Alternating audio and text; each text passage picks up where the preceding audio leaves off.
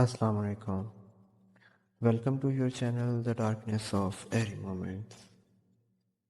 دعا ہے اللہ پاک آپ کو اپنی حفظ و ایمان میں رکھے، بری صحبت اور بری بلاؤں سے محفوظ رکھے، صحت یابی اور پرسکون زندگی عطا فرمائے. آمین ثم آمین. گائز، میں آپ کے لیے ایسی سٹوریز لاؤں گا جو ٹیریفائنگ اور انسٹرکٹیو ہونے کے ساتھ ساتھ آپ کو ڈیپلی امیجنیشن کی دنیا میں لے جائیں گی. آپ اپنی سٹوری واٹس ایپ یا ای میل کے ذریعے میرے ساتھ شیئر کر سکتے ہیں. میں اس سٹوری کو اپنی وائس میں نریٹ کر کے چینل پر اپلوڈ کروں گا. کانٹیکٹ انفو آپ سکرین پر دیکھ سکتے ہیں. سٹوری شروع کرنے سے پہلے التماس ہے 3 بار آیت الکرسی پڑھ کر اپنے گرد احصار بنا لیں. کہا جاتا ہے کہ جب ان مخلوقات کا کہیں بھی ذکر کیا جاتا ہے تو یہ بڑے خلوص سے پاس آ کر اپنی باتیں سنتے ہیں. آپ ان سے ڈسٹرب نہ ہوں اس لیے احصار باندھنا ضروری ہے.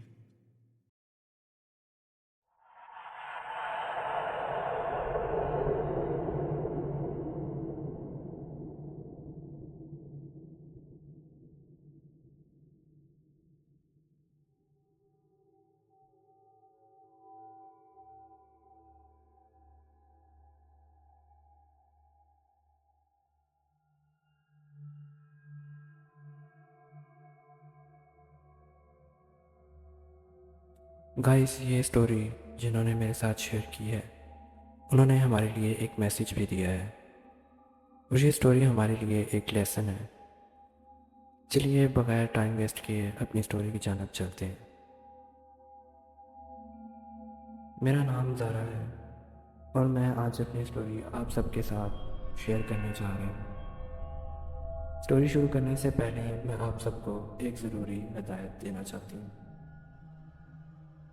اگر آپ کو کبھی ایسا محسوس ہو یا صرف شک بھی ہو کہ کوئی عجیب و غریب چیزیں آپ کو پریشان کر رہی ہیں تو خدا را فوراً اپنے والدین کو بتائیں تاکہ جلد از جلد اس پریشانی کا حل نکالا جا سکے، نہ کہ کسی بڑے حادثے کا انتظار کیا جائے. یہ سٹوری آج سے 8 سال پہلے کی ہے، جب میں فرسٹ ایئر میں تھی. میری زندگی عام لڑکیوں سے بہت ہٹ کر تھی. میں اپنے خاندان میں سب سے پہلی بیٹی ہوں اور سب کی لاڈلی تھی. سب نے مجھے بے حد پیار دینا، میرے ناز نخرے اٹھانا سب کا معمول بن چکا تھا. یہاں تک کہ میری ٹیچرز کو بھی مجھ سے خاص لگاؤ تھا، کیونکہ میں اپنی تمام کلاسز میں ٹاپر تھی. نو بیک ٹو دا سٹوری. مجھے یاد ہے وہ دسمبر کی ایک بخبستہ رات تھی جب میں نے پہلی بار عجیب و غریب چیزیں محسوس کرنا شروع کی.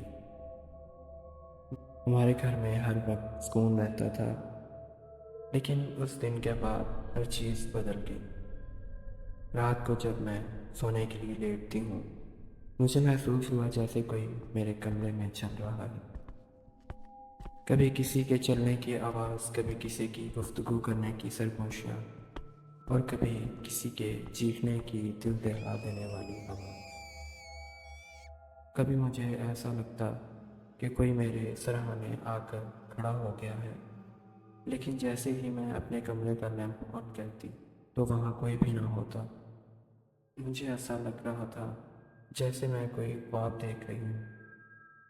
میں نے سب کچھ اگنور کیا اور دوبارہ سونے کی کوشش کی. یہی میری سب سے بڑی غلطی تھی.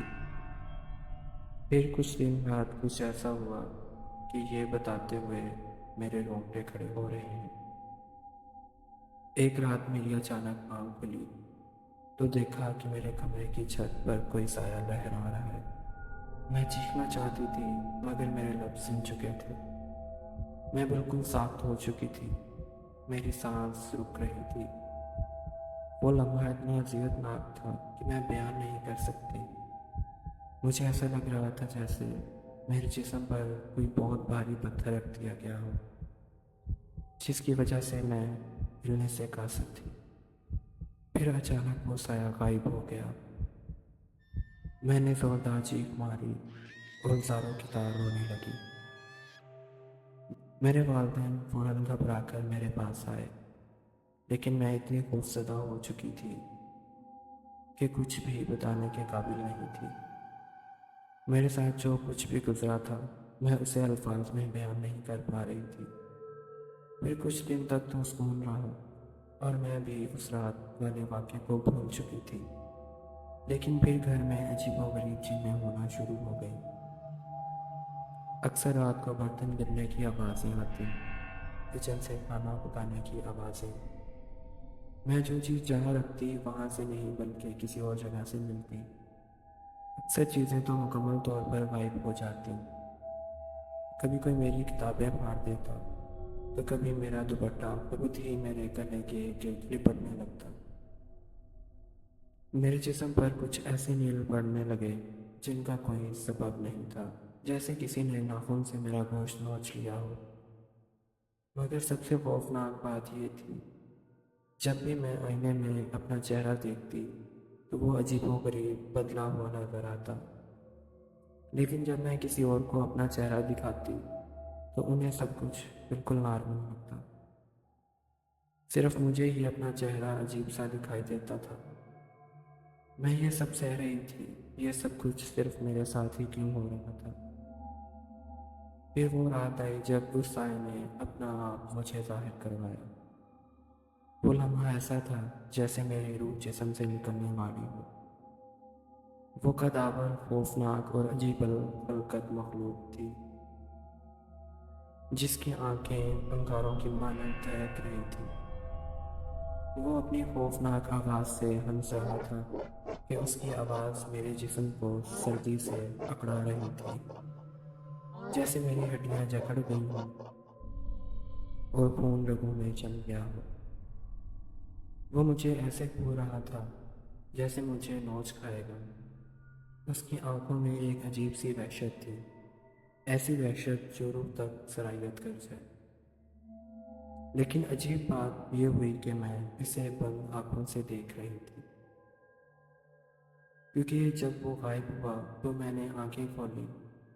کمرے میں لیمپ کی ہلکی سی روشنی تھی، لیکن کمرے میں میرے علاوہ کوئی نہیں تھا۔ ایک رات میں اپنے کمرے میں سو رہی تھی کہ اچانک کسی نے میرا بیگ کھینچنا شروع کر دیا۔ میں نے خود کو آزاد کرانے کی کوشش کی، مگر میری سانس جیسے اٹکنے لگی۔ مجھے محسوس ہوا جیسے کوئی میرے سینے پر بیٹھ گیا ہو اور میں ہل بھی نہیں پا رہی تھی۔ مجھے یوں لگا جیسے موت میرے قریب آ چکی ہو۔ پھر میں نے اپنی ماما کو سب کچھ بتا دیا اور وہ میرے ساتھ سونے لگی، لیکن پھر بھی وہ مخلوق میری جان نہیں چھوڑ رہی تھی۔ کئی دنوں کی اذیت کاٹنے کے بعد میری نانی نے ہمیں مشورہ دیا کہ کسی عالم کے پاس جانا چاہیے۔ جب عالم صاحب ہمارے گھر آئے اور انہوں نے میرے وجود پر نظر ڈالی تو فوراً کہا، اس پر سخت کالا جادو کیا گیا ہے اور یہ جادو کسی قریبی رشتہ دار نے کروایا ہے۔ یہ سن کر میری ماما سکتے میں آ گئی۔ پہلے تو اس عالم صاحب نے ہمیں کچھ نہیں بتایا، لیکن میرے بابا کے اصرار کرنے پر انہوں نے بتایا کہ میری خالہ نے یہ کالا جادو کروایا ہے۔ وہ خالہ شروع دن سے مجھ سے حسد کرتی تھی۔ عالم صاحب نے بتایا کہ یہ جادو اس نیت سے کیا گیا تھا کہ میں ہمیشہ بیمار رہوں، پاگل ہو جاؤں یا مر جاؤں۔ جب میں نے یہ سب سنا تو میرے دل پر ایک زوردار غصہ پڑا۔ میں نے اپنی اس خالہ کو ہمیشہ ماں جیسا سمجھا تھا، پھر وہ میرے ساتھ ایسا کیسے کر سکتی تھی؟ عالم صاحب نے قرآن خوانی شروع کی اور جو ہی آیت پڑھی جانے لگی میرا جسم جھٹکوں سے کانپنے لگا۔ میری چیخیں پورے گھر میں گونجنے لگیں اور اچانک میرے کمرے میں ایک بھیانک بدبو پھیل گئی۔ سب نے دیکھا کہ چھت سے ایک سیاہ دھواں نکل رہا ہے اور وہی سایہ جو ہمیشہ مجھے ڈراتا تھا وہ تکلیف میں چیخنے لگا۔ یہ عمل کئی دن تک جاری رہا۔ میں ایک زندہ لاش بن چکی تھی۔ میرے جسم پر جگہ جگہ نیل اور زخم تھے، مگر اللہ کا شکر ہے رفتہ رفتہ میں آزاد ہونے لگی۔ جب آخری دن آیا تو عالم صاحب نے کہا وہ اب واپس نہیں آئے گا، مگر اس سے بچنے کے لیے تمہیں ہمیشہ اللہ سے مدد مانگنی ہوگی۔ اس دن کے بعد میں نے کبھی نماز نہیں چھوڑی۔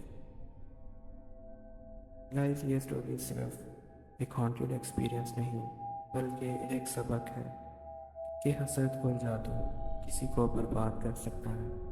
جنہیں ہم اپنا سمجھتے ہیں وہ بھی ہمیں نقصان پہنچا سکتے ہیں، لیکن اللہ کی ذات سب سے بڑی ہے اور جو اس کے سہارے چلتا ہے اسے کوئی مخلوق نقصان پہنچا نہیں سکتی۔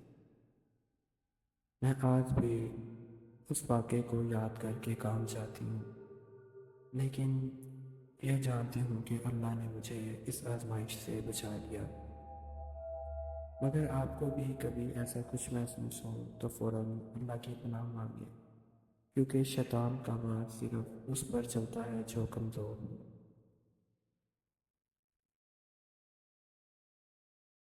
اسٹوری شیئر کرنے کے لیے آپ کا بے حد شکر گزار ہوں۔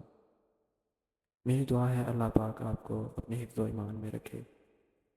گائز، مجھے امید ہے کہ آپ کو یہ سٹوری انٹرسٹنگ لگی ہوگی، اور مجھے امید ہے کہ آپ نے اس سٹوری سے کچھ سبق حاصل کیا ہوگا۔ اگر آپ کو یہ سٹوری انٹرسٹنگ لگی ہے تو سٹوری کو لائک کر دیں، چینل کو سبسکرائب کر دیں اور بیل آئیکن پریس کر دیں تاکہ آپ چینل کی فیملی کا حصہ بن جائیں۔ ابھی مجھے دیجیے اجازت، انشاءاللہ جلد ہی آپ سب کے لیے ایک سنسنی خیز کہانی لے کر حاضر ہوں گا۔ تب تک اپنا اور اپنے گھر والوں کا خیال رکھیے گا اور مجھے اپنی دعاؤں میں یاد رکھیے گا۔ اللہ حافظ۔